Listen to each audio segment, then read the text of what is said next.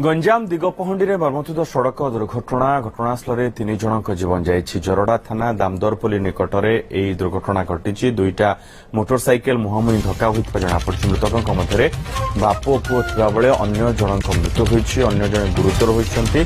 तांकु Patrapur medical रे भर्ती करा जाइछि। मृतकों मध्य सामंतरापुर दौ गौड़ तांको पुओ संतोष गौड़ रहिछन्ति।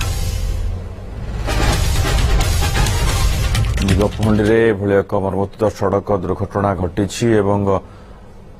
एथिरे तीन जनक जीवन जाइछि। दुईटी बाइक मुहांमुही धक्का हेबा फल एभली एक दुर्घटना घटी।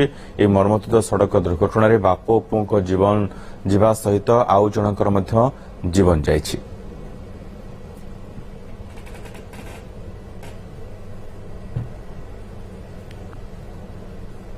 दिगपहंडी मर्मन्तुद सड़क दुर्घटना रे तीन जनक जीवन जाइछि।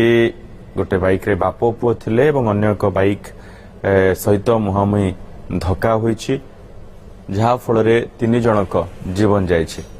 नारायण सेठी रहिछन्ति ए संपर्क अधिक सूचना सहित। नारायण, केते बेले ए दुर्घटना घटिला एवं पूरा खबर कोन?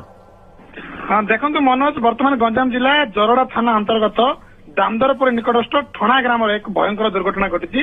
दुई बाइक मुहांमुही एते स्पीड थिला, द्रुत गति आसी दुई बाइक संपूर्ण मुहांमुही धक्काई घटनास्थल ही तीन जनकर मृत्यु होता बेले जड़े गुरुतर अवस्था मेडिकल रे पहुंचती। एवं घटना घटी मनोज सांगे सांगे घटना घटी सांगे सांगे अपडेट रही बर्तमान जो ठणा ग्राम रही निकटस्थ ठणा ग्राम रही भयंकर दुर्घटना घटी। घटना तीन जनकर मृत्यु। तीन जन मध्य दुई बाइक रे 4 जन बसते। गोटे बाइक रे 2 जन, अन्य बाइक रे 2 जन बसते। जो दुई बाइक रे बापा पुओ बसते, अन्य एक अजना व्यक्ति से गाड़ी 2 जन बसते।